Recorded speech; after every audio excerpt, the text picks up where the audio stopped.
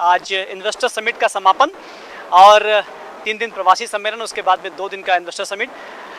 हालांकि प्रवासी सम्मेलन जो था वो इमेज बिल्डिंग का एक माध्यम था और इंटरेक्शन का माध्यम था कि जो भारतीय दुनिया में रह रहे हैं उनसे बातचीत हो, लेकिन इन्वेस्टर समिट सीधे सीधे इस बात पर आधारित था कि कितना इन्वेस्टमेंट जो है वो बाहर से हमारे पास में आता है, मध्य प्रदेश का कितना विकास होता है।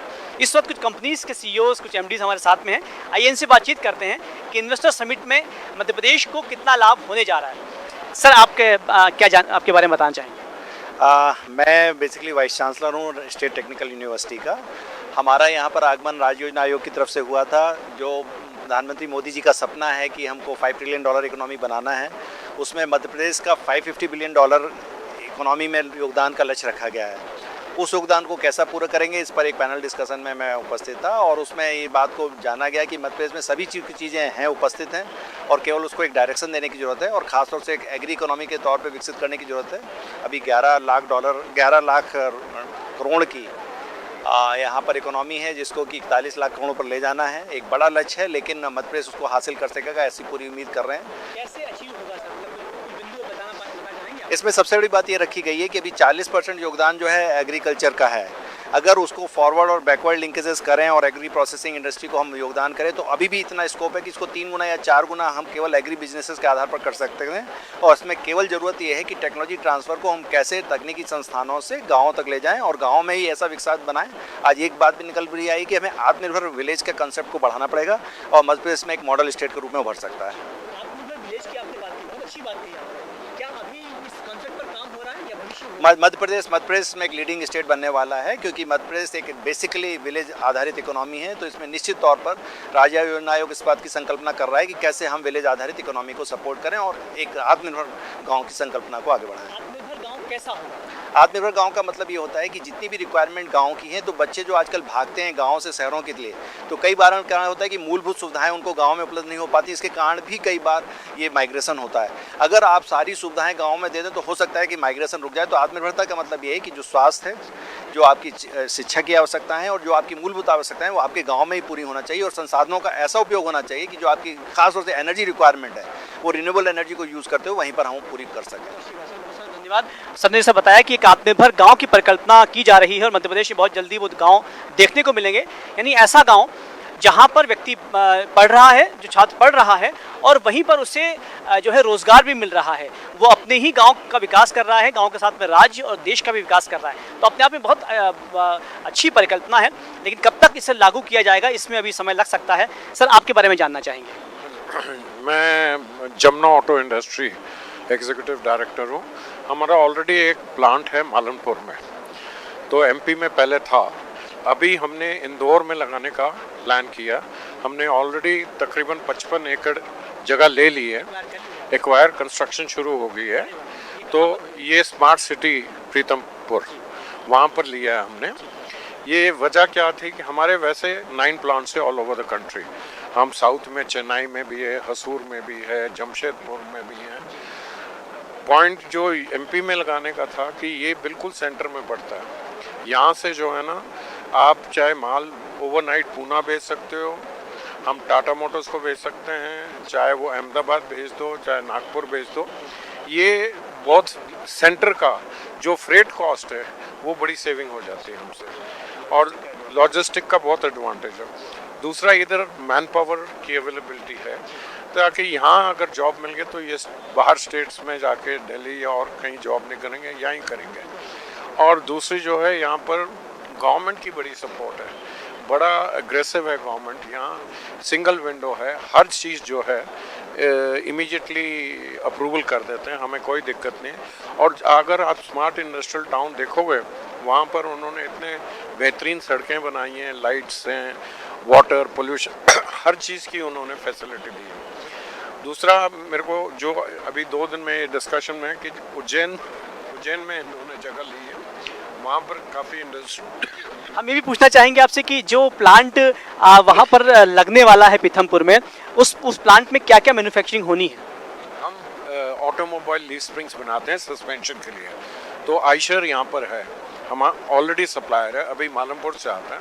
यहाँ लगाने से क्या होगा सीधा उनको भी कंफर्ट होता है कि प्लांट यहाँ ही है, इमीडिएटली मिल जाएगा। BTL भी यहाँ पर है, उसका एडवांटेज है। प्लस एक्सपोर्ट का, यहाँ से हम अगर पूना भेज के और बॉम्बे भेज के पोर्ट का फैसिलिटी है, तो और भी हम बहुत कंपोनेंट ऐड कर रहे हैं यहाँ पर, क्योंकि एरिया बहुत है, काफ़ी आइटम्स लेके आ रहे हैं। अगले 5 सालों में आप मध्य प्रदेश को कहाँ देख सकते हैं? आप जो जिस ढंग से आप ग्रोथ देख रहे हैं, इन्वेस्टर समिट में भी आपने देखा है कि बहुत कुछ परिकल्पनाएं की जा रही हैं, कहाँ होगा अगले 5 साल? ये काफ़ी इंडस्ट्री आ रही है, काफ़ी फार्मास्यूटिकल अभी हमने उसमें डिस्कशन की है।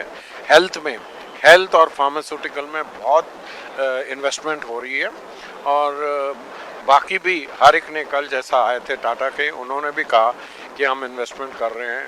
गोदरेज ने कहा, गोदरेज मालमपुर में भी कर रहा है वो, और उन्होंने काफ़ी जगह ली है।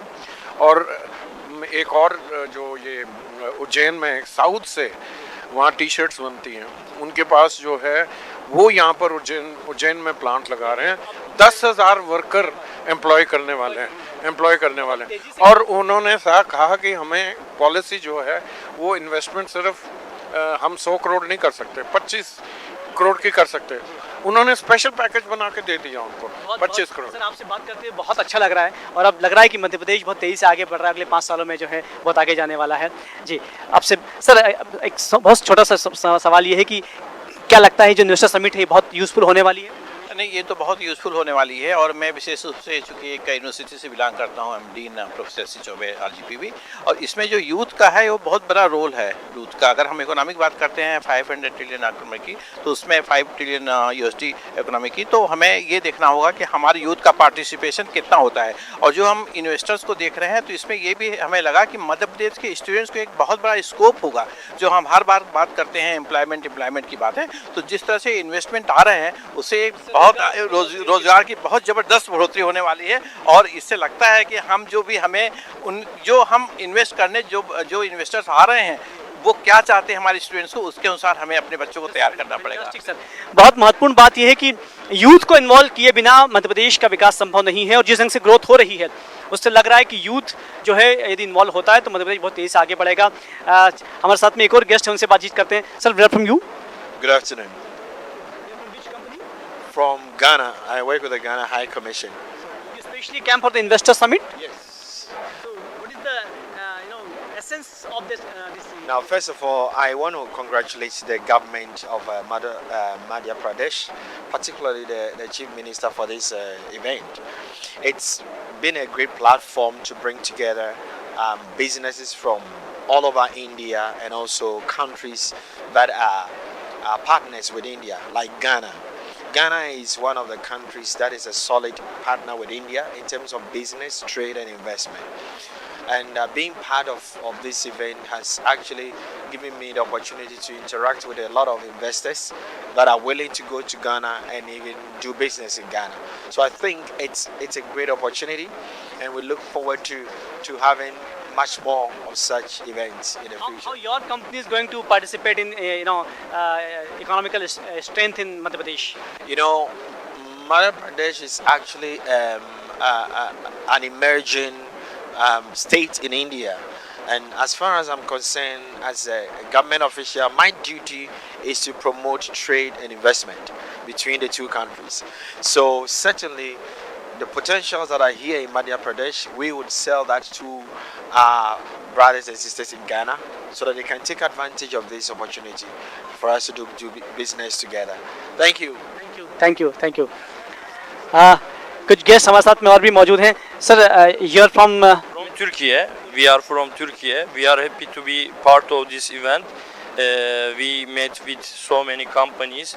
In 2022, we as a world, we learned that food security is a crucial part of our lives. And indoor is heaven of the food, agricultural. And we are glad to be part of this event. We are very grateful and thankful for the organizers and MP government for such kind of a great event.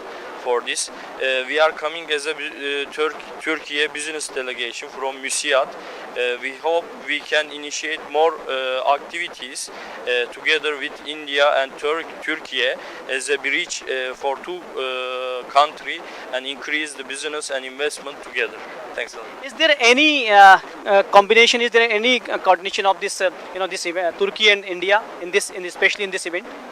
Actually, we are looking our new partnerships here, which all of our delegation is different sectors.